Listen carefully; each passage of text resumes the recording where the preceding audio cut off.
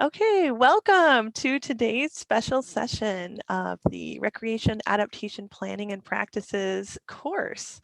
Today, we are going to receive some really great information from some experts in the field of recreation and tourism on how climate change will have impacts to recreation.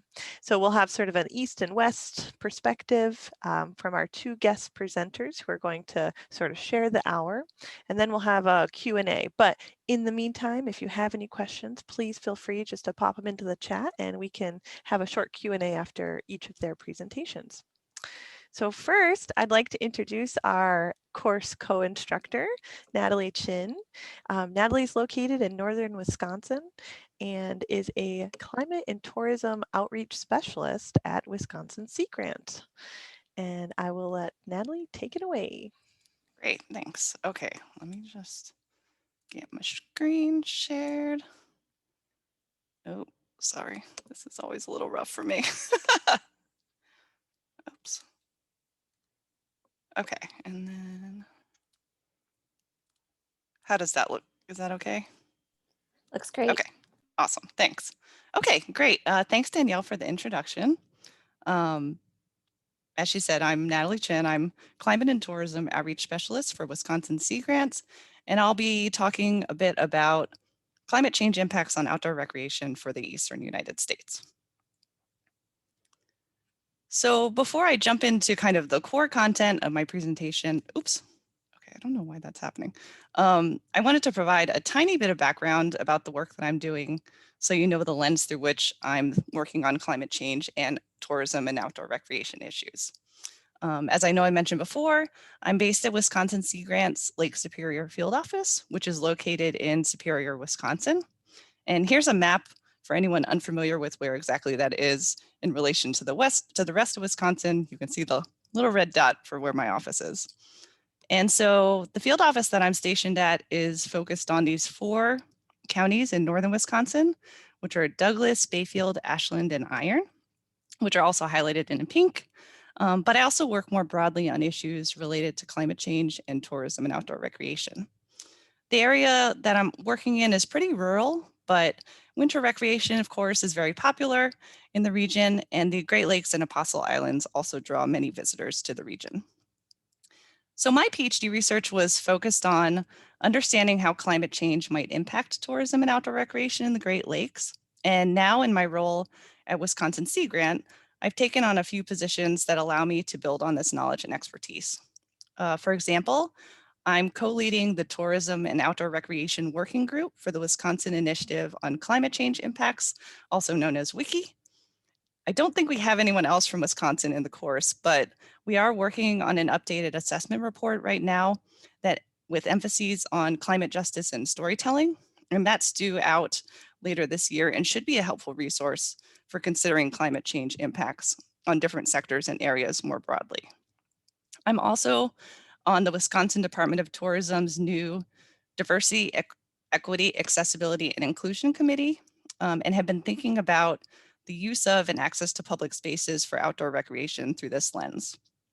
I also sit on the design team for the National Extension Tourism Network, and this group isn't climate change focused, but does put on a monthly webinar series that covers a lot of different topics related to tourism and outdoor recreation, as well as a biannual conference that brings together folks working on these issues from around the country.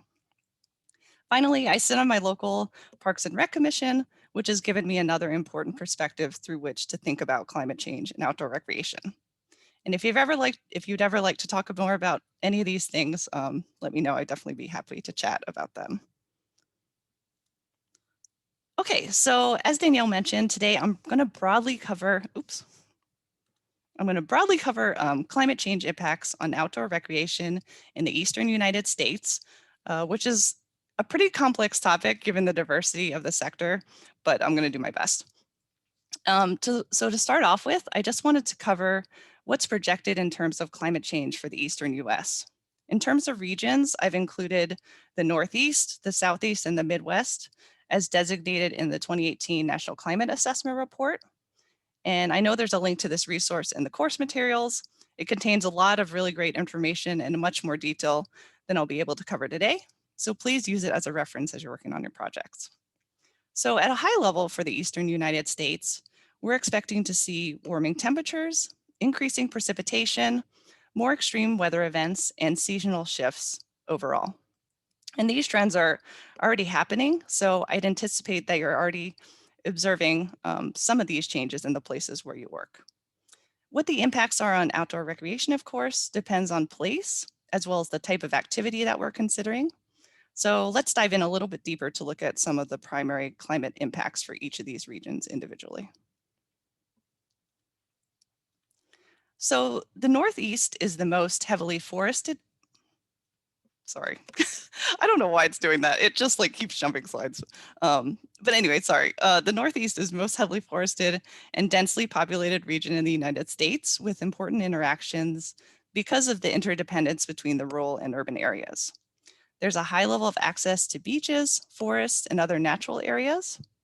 Fall color viewing is also a major draw to the region, as well as winter recreation. There are also lots of folks who like to take summer vacations in the mountains and beach areas. Subsequently, in the Northeast, some of the major climate threats to outdoor recreation include declining snow and ice cover, rising sea levels, warming temperatures, and flooding. For example, temperatures are expected to be more than 3.6 degrees warmer on average by 2035 than during pre-industrial times. The Northeast has also experienced some of the highest rates of sea level rise, which threatens its maritime heritage tourism. For some additional context, I wanted to include some data from the Bureau of Economic Analysis, their outdoor recreation satellite account, which measures economic activity, sales, and receipts generated by outdoor recreation activities, as well as each industry's production of outdoor goods and services. Outdoor recreation contributes about $87.1 billion to the Northeast region's economy, according to this data. And some of the top revenue generating activities include boating and fishing, hunting, shooting and trapping, RVing, and snow activities. And of course, these values don't capture the full extent of the outdoor recreation industry, but I wanted to include these metrics just for the sake of discussion. The Southeast, on the other hand, is characterized by coastal and inland low-lying areas, as well as high-growth metro areas and large rural expanses. Some of the region's key climate threats include rising sea levels, again, as well as warming temperatures, especially extremely high temperatures and extreme precipitation. So from these shifting climate patterns also comes the increased risk of drought, wildfire, and the occurrence of vector-borne diseases. Average daily minimum temperatures are increasing about 3 times faster than average daily maximum temperatures, which means that nighttime conditions are going to start providing less relief from high daytime temperatures, which of course has implications for human health and safety, as well as the occurrence of pests. So again, according to this BEA data, outdoor recreation contributes about $120.3 billion to the region's economy. And some of the top revenue generating activities include boating and fishing, as well as equestrian sports. The Midwest overall is considered to be somewhat less resilient to climate change due to intensive agriculture and low tree density. Some of the key climate threats for this region include, again, warming temperatures, flooding, increased precipitation and humidity, extreme storms, and late growing season drought. Additional confounding impacts from land use and land use change kind of complicate matters. Invasive species and reductions in air quality are also of concern in the Midwest. In terms of the Great Lakes, which the Midwest shares with the Northeast and is the region which I've studied the most, pollution, nutrient, and sediment inputs, lake surface temperature increases, declining ice cover, and seasonal stratification in water temperatures, as well as increasing summer evaporation, all have potential implications for outdoor recreation. And again, according to BEA data, outdoor recreation contributes about $75.4 billion to the region's economy, with some of the top revenue generating activities including boating and fishing, motorcycling and ATVing, as well as RVing. So from that quick snapshot, we can see that there are similarities and differences between the three regions of the Eastern US. And it's also evident that outdoor recreation is important economically, not to mention the benefits that it provides in terms of quality of life and sense of place. It's also evident that there's reasons to be concerned about climate change. But what kind of impacts might we see, and how do these climate trends interact with outdoor recreation specifically? So this diagram is from a report that I worked on as part of the Indiana Climate Change Impacts Assessment. But I think it helps conceptualize some of the different interactions between climate and outdoor recreation and the many complexities between the two. So I'm going to walk through a few examples, not all of them, but starting with water. So if we look at kind of these impacts on water resources and how they could lead to changes in terms of flood and drought and stream flows, and then also in terms of snow and ice cover. So being that I'm in northern Wisconsin, I think a lot about winter recreation, and I know this is also important for folks in the Northeast. So given warming temperatures, the winter season is expected to shorten overall, which means that there will be less time for winter-based recreation and associated snow and ice-related activities. So these maps are attempt to quantify some of those changes based on climate modeling that I did as part of my PhD research. The top map here is showing the length historically for winter, and then the bottom two sets of maps are showing the duration of winter in the future based on two different climate change projection scenarios. And kind of the overall message that I'm trying to convey here with these maps is that winter could shorten by weeks or months through the end of the century, with the greatest magnitude reductions in snowfall that are going to in the northern latitudes. This will of course affect things like cross country and downhill skiing, snowmobiling, really any activity that requires reliable and significant snowpack. And so snowmaking technology may be able to offset some of the losses from this, but if we're thinking about cross-country skiing that can be spread over a bigger area, it's unlikely to be able to match all of them, especially over the long term, and also giving warming temperatures. So tourism and outdoor recreation patterns might need to change, particularly with respect to winter. In addition, the types of activities that we're engaging in might need to shift. For example, from things like skiing and snowmobiling to activities that can be done in less snow, such as fat tire biking and snowshoeing.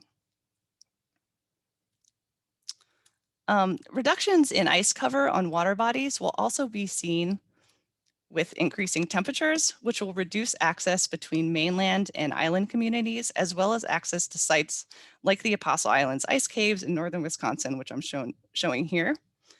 Ice cover trends vary by location, but reductions in ice cover could lead to reduced access for things like ice fishing, and also create dangerous conditions for recreators. Okay, so let's move now to climate change impacts on the abundance and quality of natural resources. Changes in climate could have many impacts on our natural resources, kind of ranging from water quality to non-native species, as well as impacts to forests. So when it comes to water quality and recreation, we may see a greater occurrence of harmful algal blooms with climate change, including in more water bodies and also with greater intensity due to higher nutrient runoff from extreme precipitation events.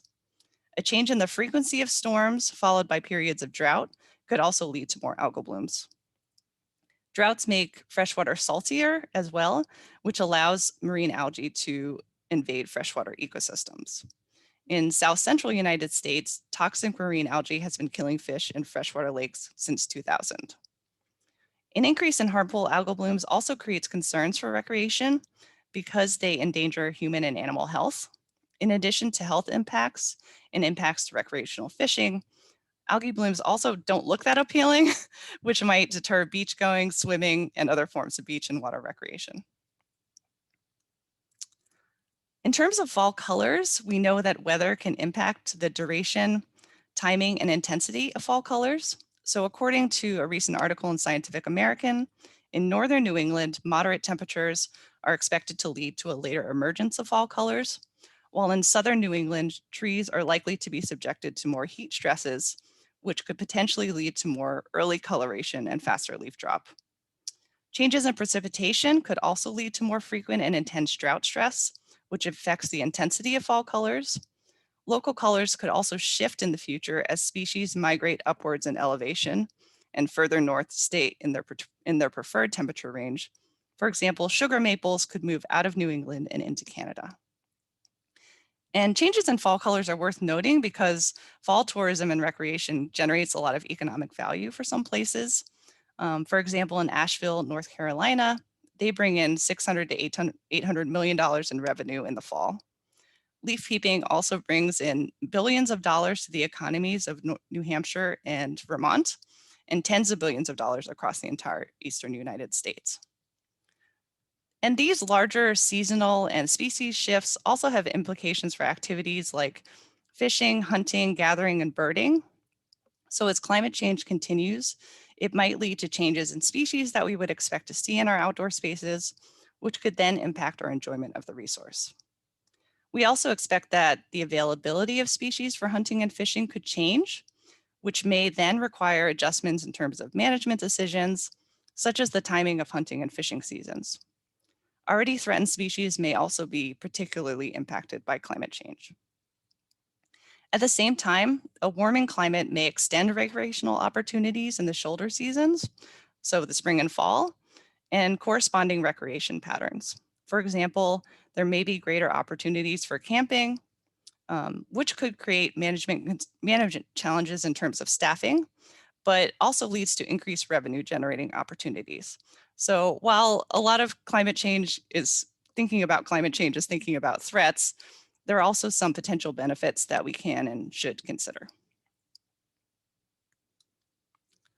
Okay, so then let's move on to talking about impacts to the access to and function of critical resources.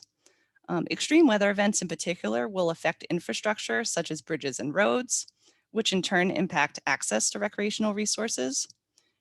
Extreme precipitation events also have implications for stormwater management. So I pulled this figure from Climate Central, which shows the increases in very heavy precipitation events from 1958 to 2011 for the continental US.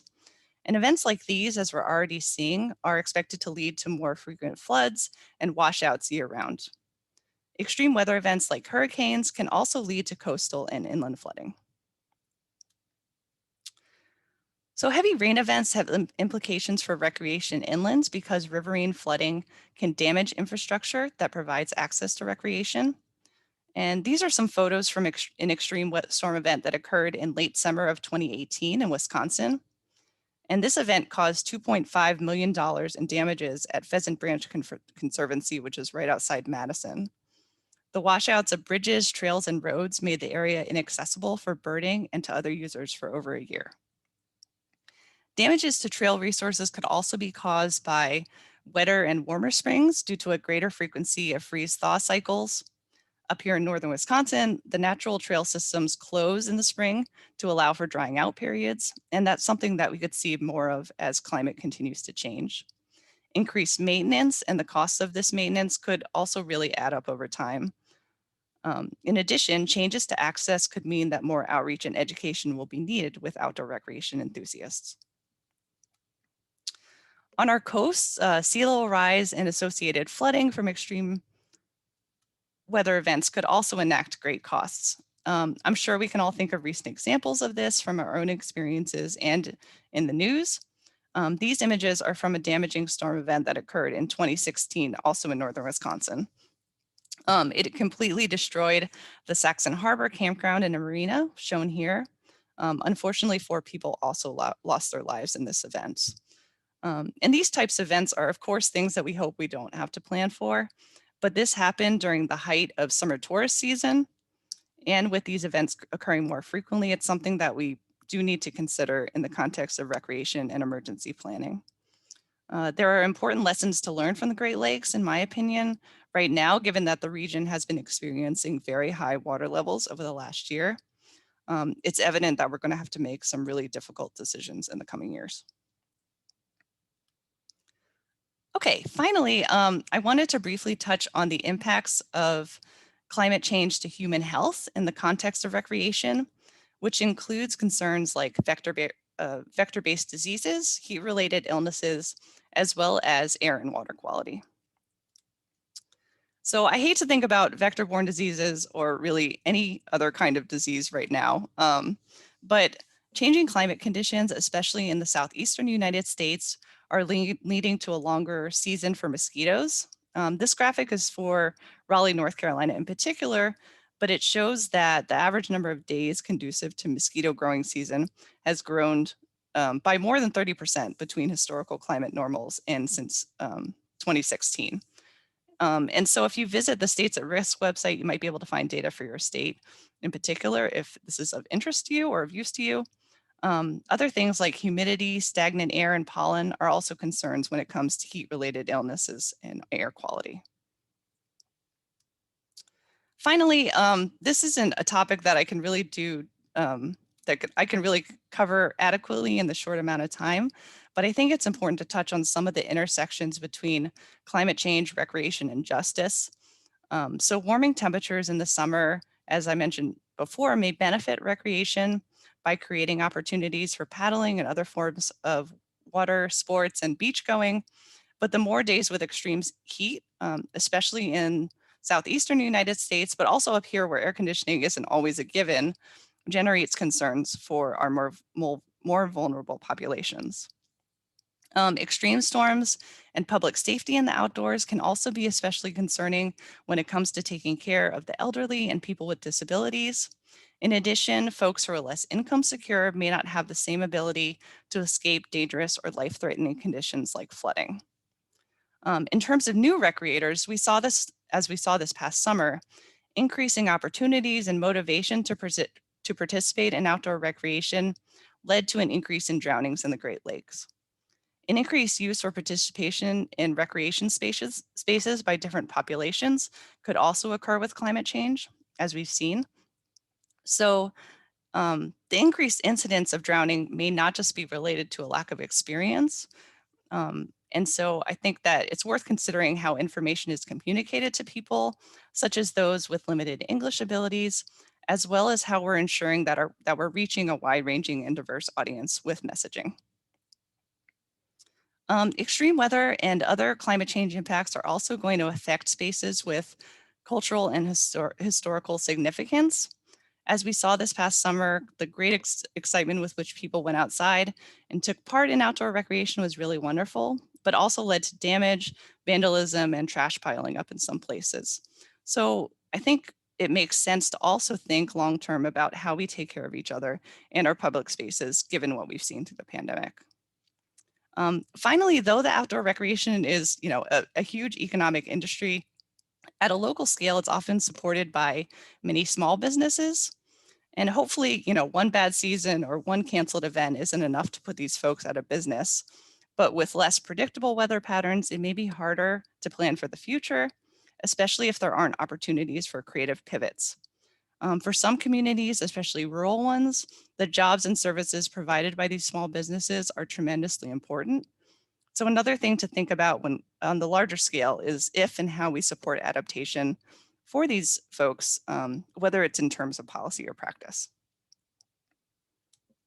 So in summary, climate change impacts will be significant to outdoor recreation, but will also occur and interact in many complex ways. I imagine that some of you are already responding to some of these changes too, but I hope that over the last few minutes, I gave a good sense for how recreation will be affected by climate change overall. And I'll end there. I'm sure I've forgotten something, so I'd welcome any questions that you have.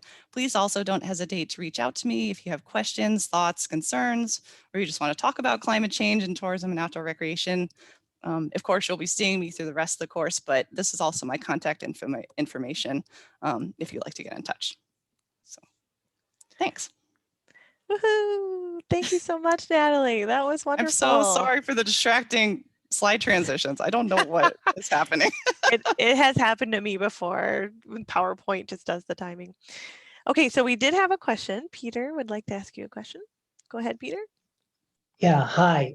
Natalie, thanks for that really impressive presentation. And I have to say that I am amazed at the organization and thoroughness of this entire course so far. You guys are really, you really have your act together. I hope that this comes out in the form of a question and not just like, old white guy rant. Um, I, I get that what we do is becoming increasingly data driven. I get that there is a significant connection, um, and it's required for us to stay in business between the quantification of recreation and the sort of non-anthropocentric view of all this. Um, my question is, and I guess it comes out in more in the form of a hope. I think that there are a lot of good reasons to be concerned about climate change, other than how much money it's going to cost everybody. Just from a people point of view, climate change is going to devastate the natural environment as we know it. I mean, we could go back to the time of the intense bombardment when none of us would have recognized the Earth. There is no baseline. It's going to do what it's going to do. But as a kind of an old school preservationist, I mean, I feel responsible. And the whole thing is going to hell on our watch. And I am hoping that as we work on our project, that we can incorporate some of the intrinsic wildlife value stuff into our thinking. Um, you know, Wildlands as being valuable and important for no reason other than that they exist, rather than what they're costing in terms of, the economy and access and things like that. So I guess my question is, will we be able to get away from the quantification of natural resource lens during this project and talk about wildlands and the biotic community and what the effects of climate change are going to have on those, regardless of the effects it has on humans?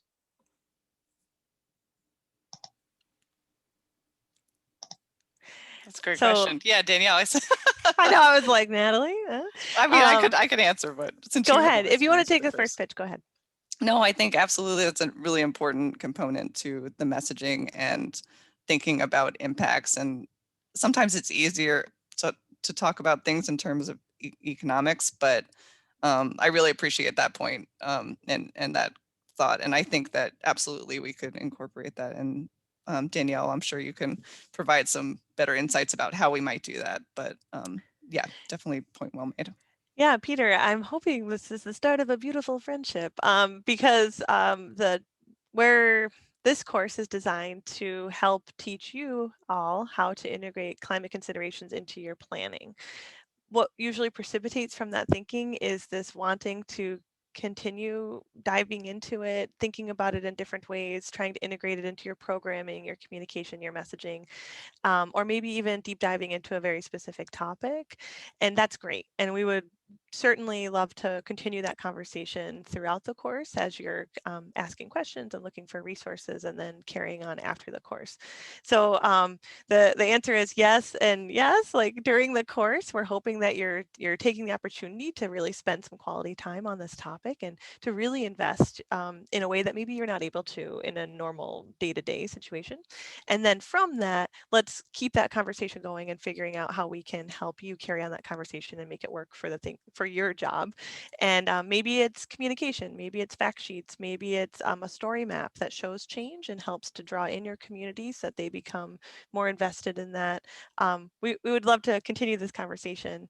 So keep writing down those ideas and feel free to schedule some time with all of us to just have some side conversations too. And the only other thing I'd add too is that this is a great reminder for step one, because this is really where we want to focus on what are the things you value about the areas you're focusing on for your projects. And so really focusing on what some of those intrinsic values of those wildlands are in your goals and objectives now, and then really figuring out how much risk are we willing to tolerate as we're really exploring those climate change impacts this week and next week, and the challenges and opportunities that creates to those intrinsic values are things that we can really consider at this point in the process. And then, as Danielle said, as we continue to work our way throughout all of the steps. Yep. Awesome. So let's keep that conversation going, Peter. I think we all feel you and definitely have the same level of intensity and interest and passion, you know, to understand the whole breadth of what might be coming. I'm going to take a pause though on questions so that we can introduce our next speaker. If anybody would like to continue thinking out loud and have additional questions, just put them into the chat box. We'll respond to you there and then talk about them in the group setting as well. So for right now, we're going to shift gears to the other side of the US and introduce our next speaker, guest speaker, Anna Miller. Anna is an Assistant Director of Research and Operations for the Institute of Outdoor Recreation and Tourism at Utah State University. And Anna will present on the Western geography, similar topic. So I'll let you take it away, Anna.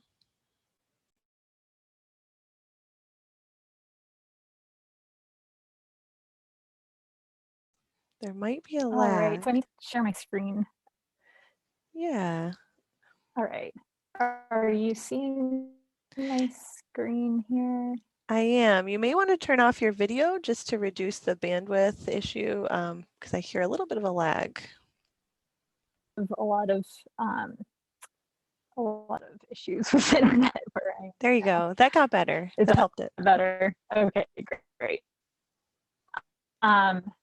So I'm gonna go ahead and put in presentation mode. Does that work on your screens? Yes.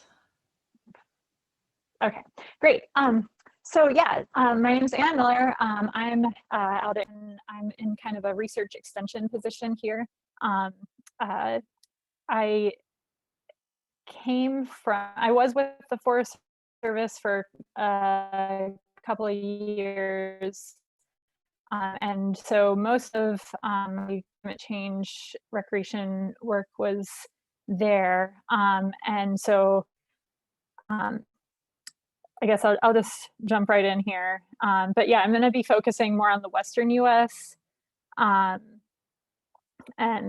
I'll give you some, I guess, different ways to think about recreation and climate change than what Natalie talked about. I think you'll see some really similar topics come up.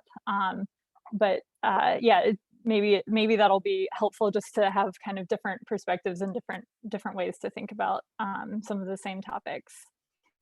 All right, so as I said, most of basically everything that I'm going to be presenting today is from my work with this program called the Adaptation Partners group. And I don't know if y'all are familiar with that group. And they kind of, you can see on this map different projects that they've done kind of on somewhat local scales with different forest units. So I just wanted to kind of quickly acknowledge the folks that have made this possible. The leadership team, primarily Jessica Kalowski and David Peterson, who are at the Pacific Northwest Research Station. And then this was really done in collaboration with recreation practitioners on the forests. And I've listed some of those names up here, although I can't list everyone. But the forests that I've worked on are the Chugach National Forest, Siuslaw, which is on the Oregon coast. I'm not sure if my pointer works here, but you can see that on the Oregon coast. And then the CMW region, which is the Columbia River Gorge, Mount Hood, and Willamette area, kind of in the Cascades of Oregon. So a lot of my examples are going to come from there. And I'll just go ahead. So kind of by way of introduction, before I jump in too far, I'm going to present a model of how I kind of see climate change interacting with recreation. So a little bit different way to look at things. But talking about kind of how the direct and indirect impacts of climate change on recreation, adaptive capacity of individuals and of organizations. And then from there, I'll dive into 5 different recreational categories, and then some conclusions and management implications. All right, so this is the model that I work from, and I'll pop this up again at the end. But I just wanted to kind of walk through it a little bit. Was from one of the early adaptation partners projects in the Rocky Mountain region. And we've kind of carried it through to some of the more recent projects, and I've added on to it as well. But global climate change manifests, and this is obviously very oversimplified, as models are kind of an oversimplification of reality. But global climate change kind of manifests in several different ways. I've listed a few up here, such as the timing, amount, and rate of precipitation, maximum and minimum daily temperatures, and then occurrence of extreme events such as storm surges. Those can directly affect site characteristics and quality, as you see here in the box on the left side of the screen, changing vegetation communities, wildlife communities, altering water flows and water levels. Disturbances such as wildfire is a big one that we've been seeing a lot recently. Can affect the availability of recreation sites. And then unique features, this is something especially up in Alaska that we're seeing, is the location of glaciers, and where we can view those. So those same global climate change patterns can directly affect adaptive capacity of individuals as well. That's the third box over here, with recreationists, individuals being able to choose if they're going to participate in recreation, and then also choose their location, activity, and timing if they are going to participate. But organizations also have an adaptive capacity, and that both the adaptive capacity of individuals and organizations can be indirectly affected by changes in site characteristics and quality. And I've listed a few ways that organizations can adapt to climate change, such as through directing their investments and the equipment and infrastructure, through possible changes in contracts for seasonal workers. I think a really important one is through landscape planning with other agencies, and then the ability to incorporate climate change and adaptation to climate change in planning documents. And then I also want to quickly touch on, but Natalie did a lot better job of getting into this than I will be able to here. But just the equity, inclusiveness, and social justice aspect that affects the individual's adaptive capacity. So recreationists' ability to adapt to climate change really varies by the time they have available, the money that they have available, their timing of their recreation. All right, so I'll splash this up at the end after maybe we have a little bit more ideas of the working pieces there. But now I want to jump into these 5 different recreational activity categories. And these, we separated the recreation into these different categories based on kind of general ways that climate change is expected to affect recreation. So very generally speaking, climate change should affect these in similar ways. So I'll just go into the first one, warm weather activities, which in many places is just category includes, your typical hiking, biking, horseback riding, camping, driving for pleasure, scenic viewing, basically anything that's happening in warm weather when ice and snow are cleared from recreation sites. So in many places, we're seeing increased temperatures, and we're expecting those temperatures to increase in future climate scenarios. As Natalie mentioned, that brings extended shoulder seasons. So folks ask me what a shoulder season is, so I put together this little hiker to show you basically anytime from the shoulder seasons are the spring and fall after sites, and in the spring leading into what's typically or traditionally the high season in the summer, and then into the fall until that snow falls again. So we're seeing ice and snow melting from trails and recreation sites earlier in the spring and falling later in the fall in many places. So in general, in a lot of places, this will bring more overall warm weather activities as our shoulder season is extending, so that those activities are available for longer in the year. This does vary somewhat with day versus overnight use.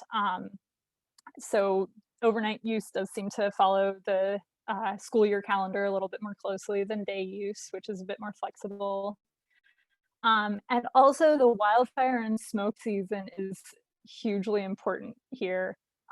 This photo I've got down in the bottom corner is from the Columbia River Gorge in 2017 when there was a very large fire. I'm going to get into that a little bit in the next slide, but we're seeing a lot of places in the West where drought is becoming more frequent or more pronounced. There's becoming we're getting more wildfire seasons in some of these places, and so just like the air quality and from the smoke produced by those fires, and also the availability of recreation sites.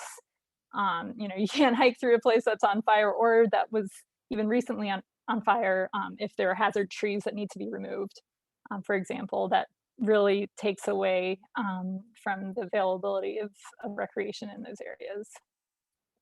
So overall, we can say in many places in the West, there's a moderate increase in participation expected. However, with that wildfire season, and also in some of the areas, I think especially in the Southwest, where there's going to be more extreme heat that in the summer, I think that is going to decrease the availability of warm weather recreation in future scenarios. So I mentioned this Eagle Creek fire in Columbia River Gorge in 2017. This example really struggles, which I saw a few folks in this class are interested in, it looks like. So I did want to just bring that up. The Pacific Crest Trail goes through the Columbia River Gorge, and during that fire, a lot of the Pacific Crest Trail and the very popular alternate route were closed and remained closed for months, even I think over a year after the fire. So this is a map of the area and areas that were closed due to the fire. And kind of anecdotally, some managers and the Pacific Crest Trail Association found that it seemed people were actually jumping off the Pacific Crest Trail, going to the Oregon Coast Trail, and then jumping back on the Pacific Crest Trail further south, where the fire risk was not, where there hadn't been fires and the trail was open again, and then maybe coming back the next year to finish out their through hike. But that's definitely, that's an important thing to think about with those long distance trails and planning at the landscape scale. And then there are a couple photos from the area following that fire. One of the conversations that we had about adapting both to fire and to higher water flows was how to build bridges that either are resistant to some of these future climate scenarios with higher water flows that might wash out bridges. This bridge was affected by the fire. And this is a very expensive bridge. Should we rebuild the bridge, or should we build it in a different way that won't, maybe just some stones crossing, or that's probably less expensive to put in and easier to maintain in some of these future climate scenarios. And also the fire, important to mention that fire affects scenery, and scenery is an important element in outdoor recreation. All right, I did also want to, I hope I have time for all this, but I wanted to bring up this recent article that actually took historical data and social media data to look at where people go in parks in different ecoregions based on the current weather on that day. And so this is kind of projecting into the future. Here's an example in Yosemite National Park, which is relatively cool, and Death Valley National Park, which is quite hot. And looking at where the kind of distribution of people throughout those parks relative to roads on hotter days versus hotter and colder days compared to average. Okay, so just to break it down, in Yosemite, cool area, people on hotter than average days, folks ventured further from their cars, further from roads. Then on cooler than average days, where they stayed closer to the roads. And the opposite was found in Death Valley National Park. So this might be interesting to some of you to check out this paper. And it's broken down by useful information based on where the area that you're managing. All right.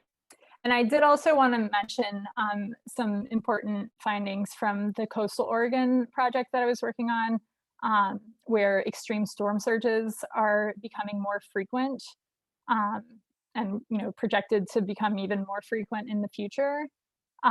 We're seeing risk of landslide, a lot more flooding and road washouts.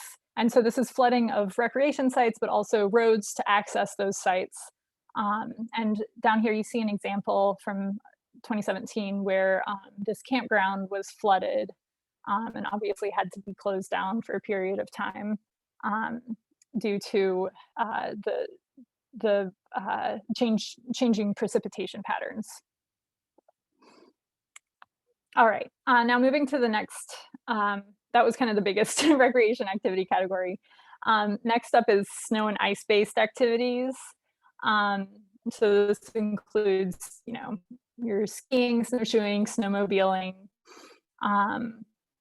Again, across those, later snowfall, and then this translates to a shorter snow-based recreation season in many places, less snowpack, and we're already seeing some low elevation ski area closures or shorter seasons, but a lot of times that, for practical reasons, a low elevation ski area is actually not, because, they're like the season's so short, it's not going to be profitable.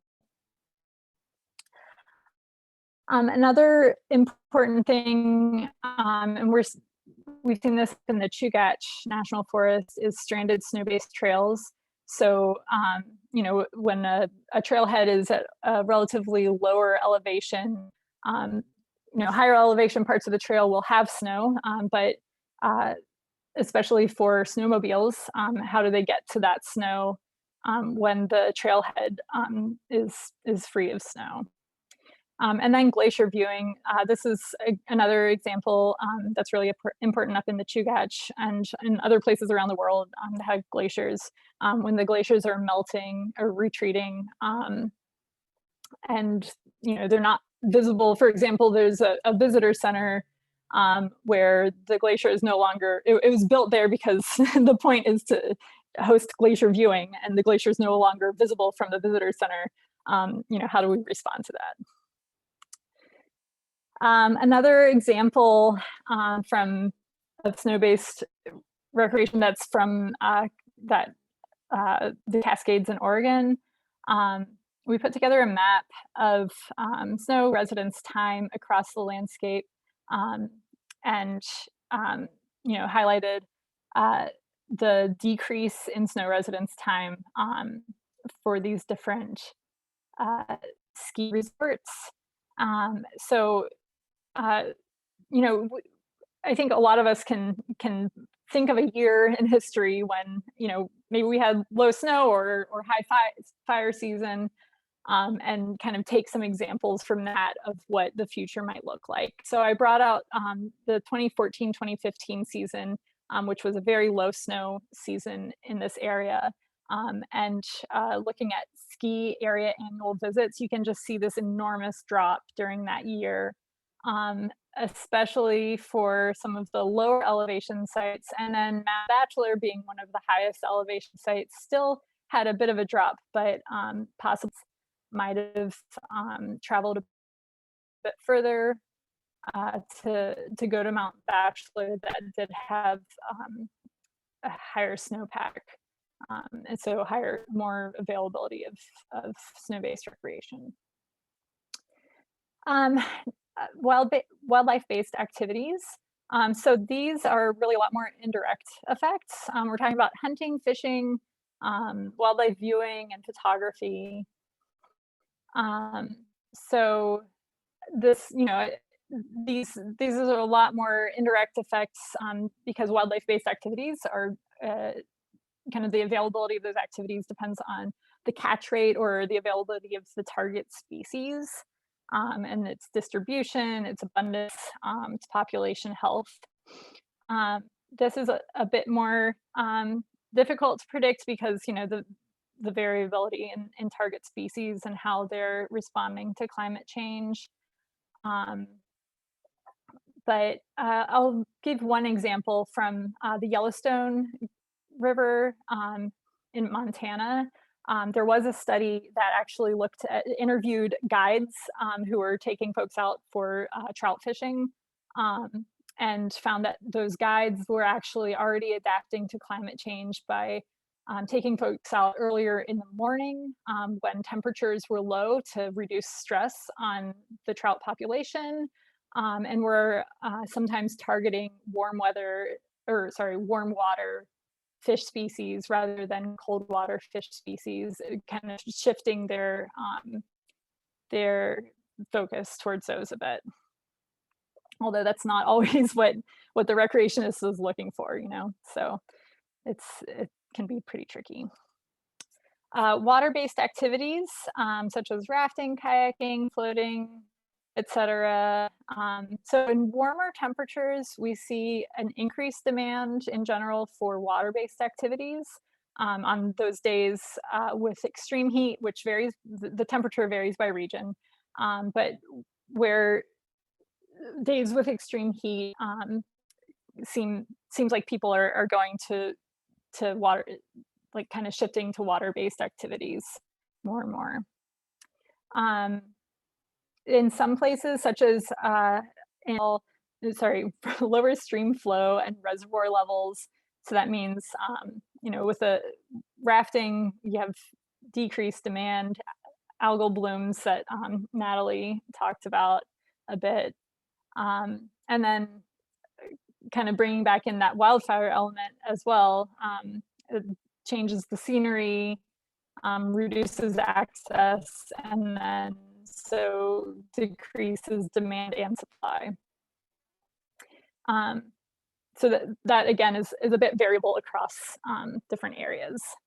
And then finally, forest product gathering is an important one to talk about. And this can be recreational, but there's plenty of non-recreational forest product gathering. So there's recreational, commercial, and traditional forest product gathering. it's as a recreational activity, it's often seen, it's often a secondary activity, so is a bit underrepresented in some of like if you're looking at MBUM data. But participation in forest product gathering typically follows participation in warm weather activity, especially since it can be a secondary activity to warm weather activities.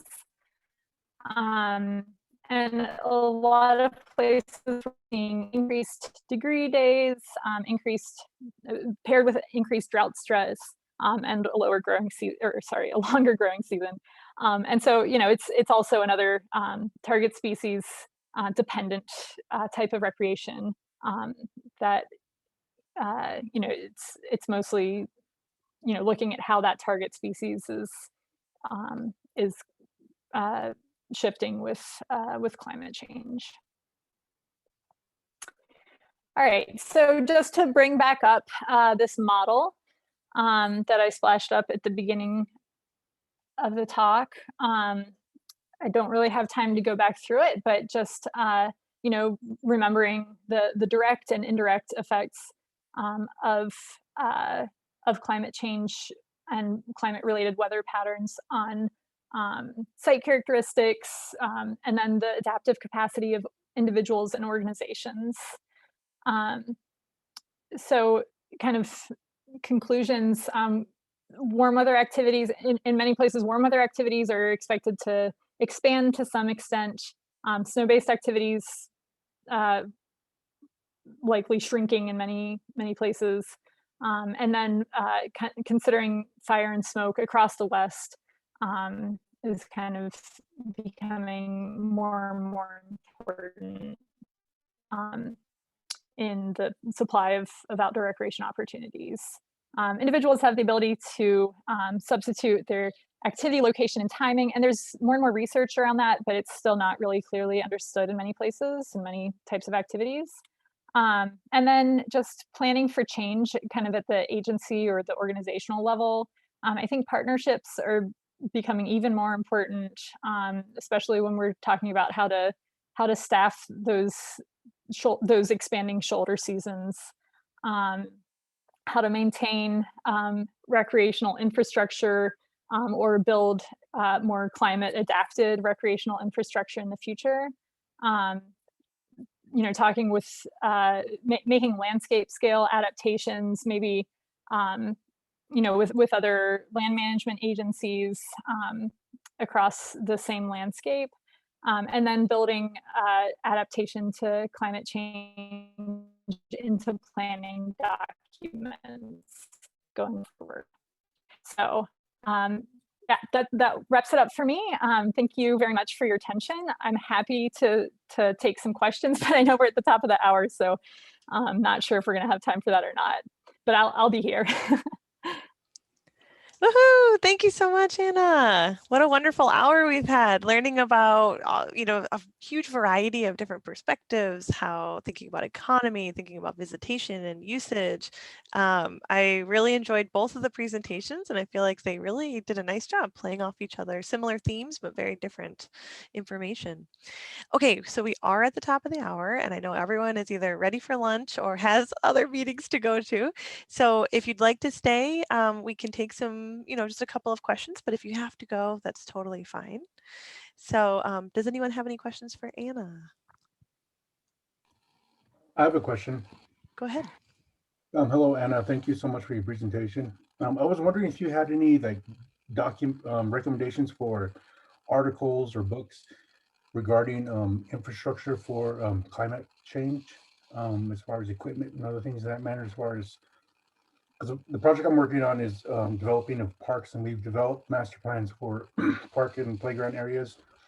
And one of the things that we want to do is implement climate adaptation practices into that before it's constructed. And so if you have any recommendations on that, that'd be great. Thank you so much. Or if anybody else. Let me think about that a little bit. Nothing comes to mind immediately. For you're talking more about like playgrounds. Yeah, and then like outdoor like recreations, because we're looking at like outdoor archery, what they call them, archery, kind of a playground where people can go out and shoot their bows and stuff Okay. in the woods. Yeah. I mean, the first thing that comes to mind is shade and playgrounds. um, but let me think on that a little bit, and if you shoot me an email, I can get back to you. It's anna.miller@usu.edu. Great question, Elroy. And I think we have some time to research that on our end as presenters or instructors as well, Anna, because these are excellent considerations when it comes to step 4 and, starting to devise those custom adaptation actions. How will you respond to climate change in your planning? Lots of considerations. Any other questions for Anna?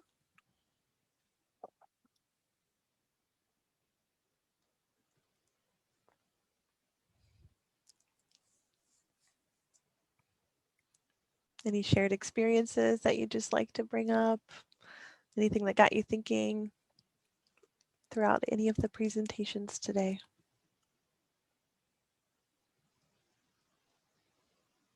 Oh, go ahead, Renee. I'll lower my hand first. I always forget to do that. Thank you so much. This has been really, great information and really inspiring to incorporate into this whole framework, because I'm in the Columbia River Gorge, and that fire in 2017 still affects us today. And so trying to plan new recreation in the gorge it's really tricky. And so I really appreciate many of those places are still closed. So the need for more and the demand for more is incredible out here with the Portland and Vancouver metro growing so fast. And that's, we're so accessible to this big metro area that really impacts the use out here, and we're growing still. So it will be, as I think of climate change and the effects of what we're seeing, and just the use, the demand for use going up, and the access at times going down because of wildfire effects. It's like, how do we mesh all of that together for our planning purposes? And I really also was appreciative of the DEIJ components that you've been including, because that's something I'm constantly thinking about into how do we plan forward? Is it transportation and different models like that? So there's questions ingrained in there, but just thank you. And I think I'm going to have to follow up with you all in a different space.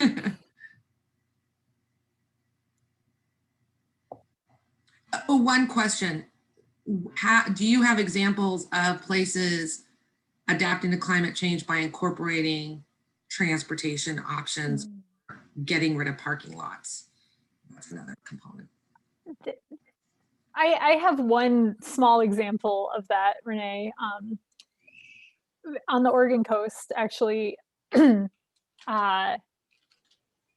and this is an example that was back from, I think, the 60s, when there was a big tsunami that came through and wiped out a parking lot. And also, I guess out there's a lot of roads that continuously get flooded and get covered in sand by the dunes. So yeah, there's a parking lot that was wiped out by a tsunami, and we're expecting to see more storm surges. So that's a climate question right there. And they wound up, I think, probably weren't thinking in the same way that we are now back then, but they wound up moving that parking lot to a different location.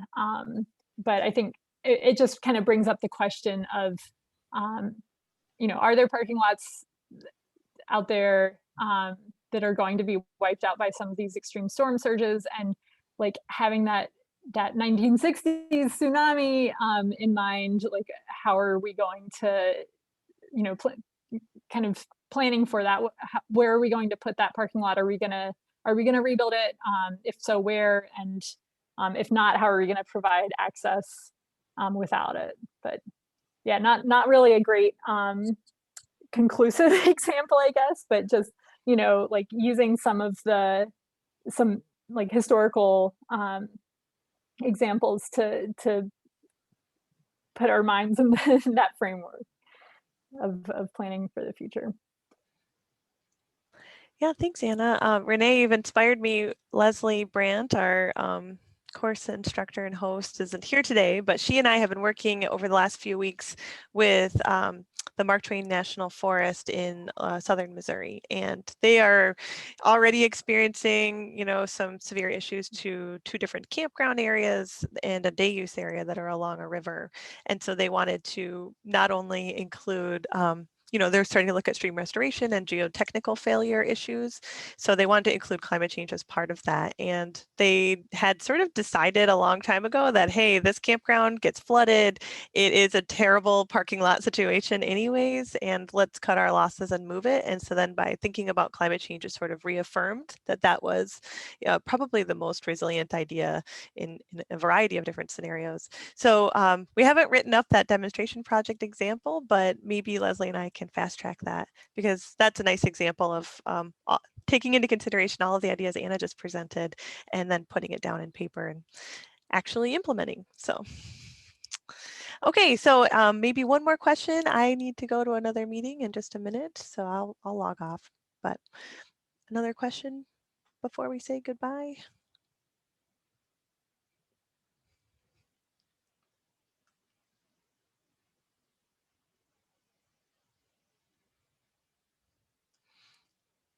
Okay, growling stomachs, I can hear them all. Feel free to email us directly. So all of you should be receiving the follow-up newsletters after each lecture course on Monday. And so I will send another one out after we download this video and upload the presentations. And in those newsletters, there's links to all of the instructors, and I'll include Anna Miller in there as well so that you can contact her directly. But feel free to email us. Can we get access to the slides? Yes, I will upload a PDF link for each of the presentations, so that'll be in your special edition newsletter. All right, have an awesome day. Thank you so much, Anna. Thank you so much, Natalie. We learned a lot. Appreciate it. Thanks, Bye. everyone. Thank you.